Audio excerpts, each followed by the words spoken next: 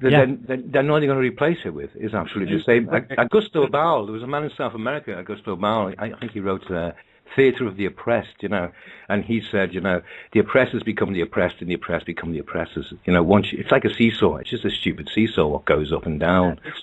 Joseph Michael Linsner once, said, the oppressed love their oppressors and can't wait to follow in their example, exactly mirroring that.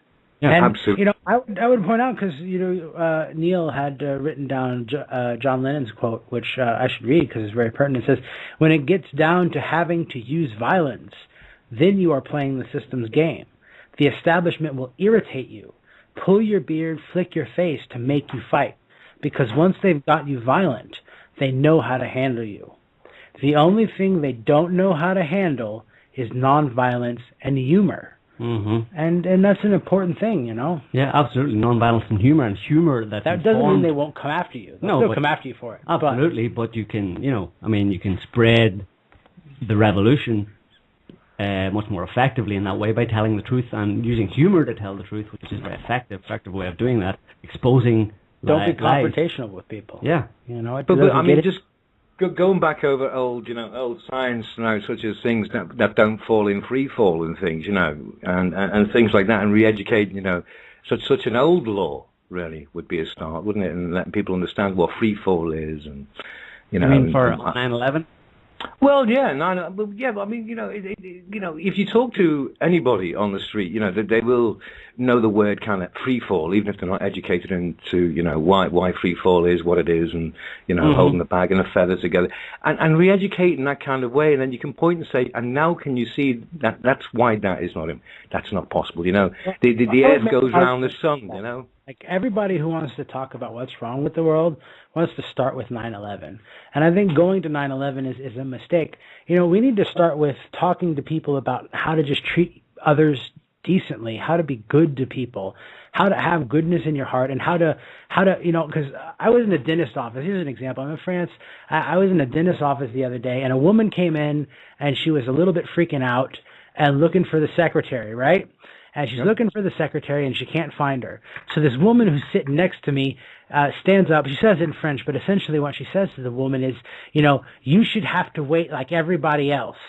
And, at this point, I was already out of my chair trying to help her, because I thought that if she was so frantic to find the secretary, that she might be in more pain than me, and I should help her find some help for that, This other woman had no goodness in her heart and didn't think for an instant that this other woman, maybe, she had a kid in the car who was like dying in pain, and and actually what ended up turning out what it was, she was trying to find some help for her kid who had like hit her, knocked out her tooth or something, that's the kind of situations that you get in with people. And, that type of person doesn't need a discussion on free fall or controlled demolition or any of this stuff with 9/11. I know what you're saying, and I totally agree with you in that sense. At a poorer level, it's like standing in a supermarket with one can of beans and someone's got a full trolley and they say, get in front of me. And, I do that all the time if that's the case.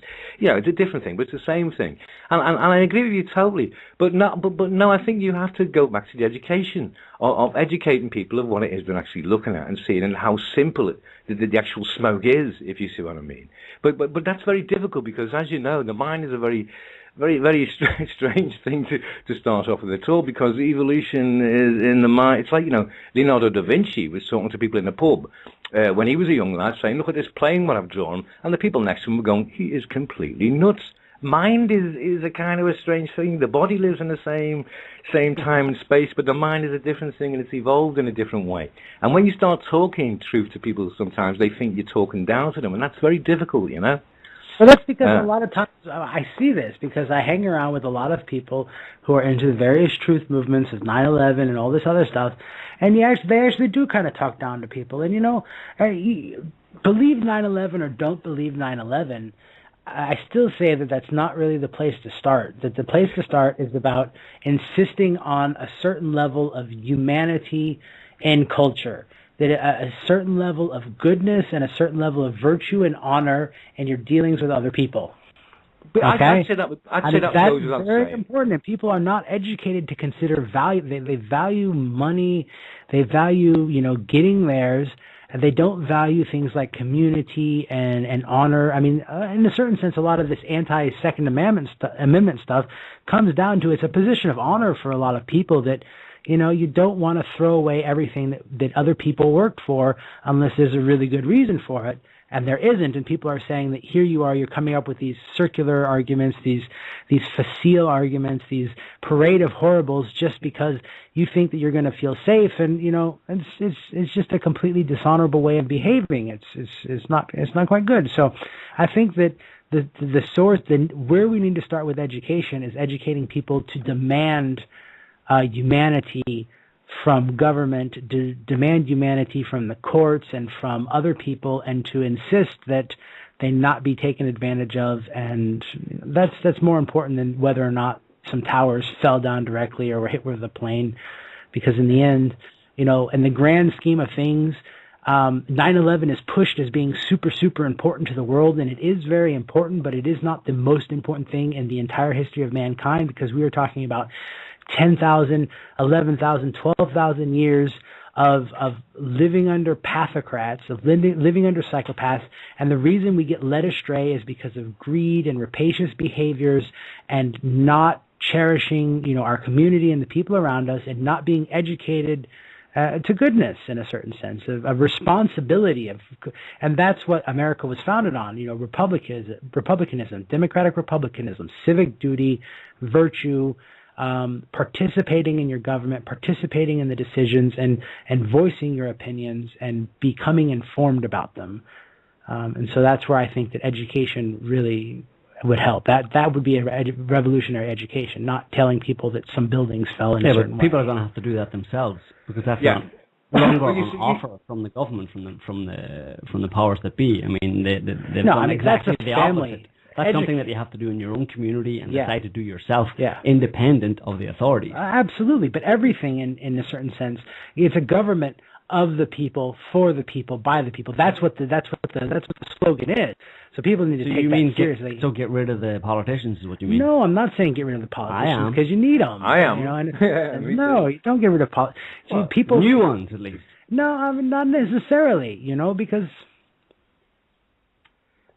Jason, the thing is about the 9/11 thing you're saying is it's not so important. I would disagree, in fact, that it has the whole world talking at this point in time. You're either for or you're against it, and everybody has heard the 9/11. It's like Christmas. It's like Christmas Day. Are a great place to start. That's what I'm saying. It's a great place to start.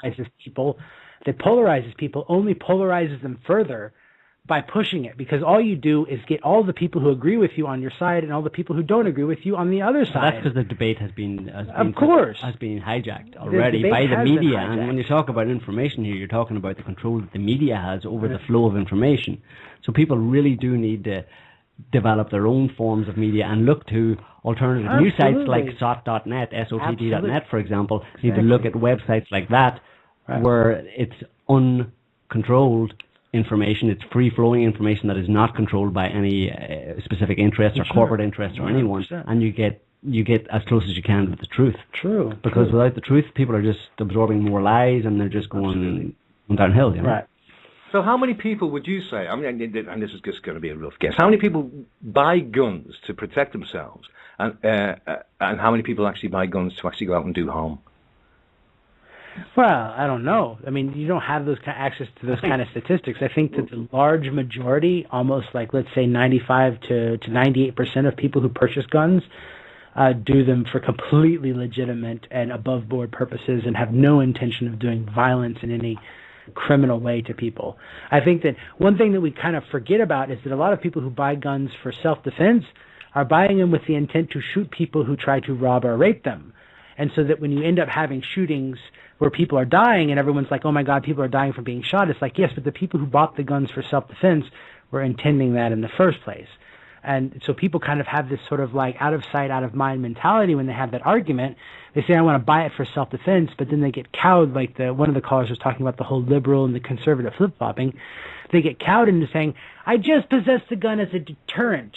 I don't actually intend to shoot someone who tries to rape me, or I'm just going to fire a warning shot. And that's bullshit. That's complete and total bullshit. So a lot of times you find people that when they buy it for self-defense, which is legitimate, that they are going to shoot somebody who breaks into their home, or they are going to shoot somebody who tries to rape them. And we need to sort of see the statistics of shootings in that context, that a lot of those shootings, like when there's several anti-gun arguments, are like, in all of the states with conceal and carry laws, there are a large number of shootings. Well, duh. Everyone's carrying guns for self-defense. Therefore, when they defend themselves, they're going to discharge the firearm, which leads to a bullet being ejected from the barrel and into another human being. That's why they got the gun. So, of course, there are more shootings, but there is less crime, which is what the gun lobby is arguing. He's saying, yes, there's more shootings, but less crime.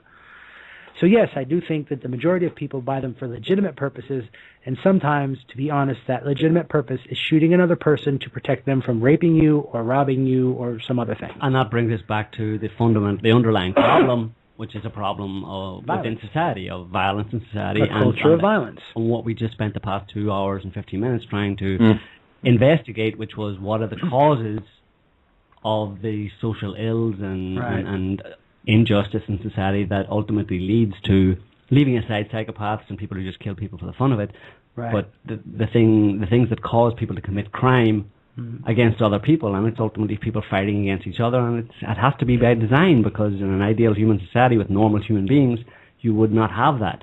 People generally just want to live their lives peaceably and get on with the things of life, you know. The thing that we have to come to terms with is we're never going to get back to that ideal society because we've intermixed so much, you know, with each other, you know, that there's that genetic material for being a psychopathic person is inside of kind of like everyone, you know.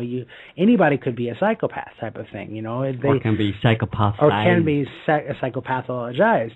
So what we do is, what we're having to deal with is a situation where we're never going to get to the perfect society, so we have to come up with realistic ways to defend and maintain the peace in our society. And one of the solutions on offer, which I happen to agree with, at least in part for a lot of the issues, is that people should be able to own weapons for their self-defense.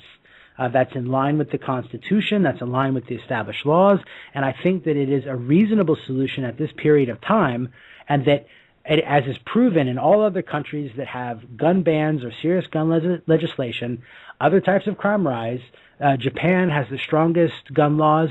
It's number 6 in the entire world for violent crime, and yet has no guns. So obviously the guns aren't getting rid of that. China, has very strict gun laws. I don't know the specifics of them, but there was a story on CNN where some Chinese professor was criticizing America for their shootings, and at the same time there were a series of spree stabbings in elementary schools. They didn't have any guns, but they had knives, type of thing. And you see that consistently. I mean, I have the statistics here. I'm not going to read them.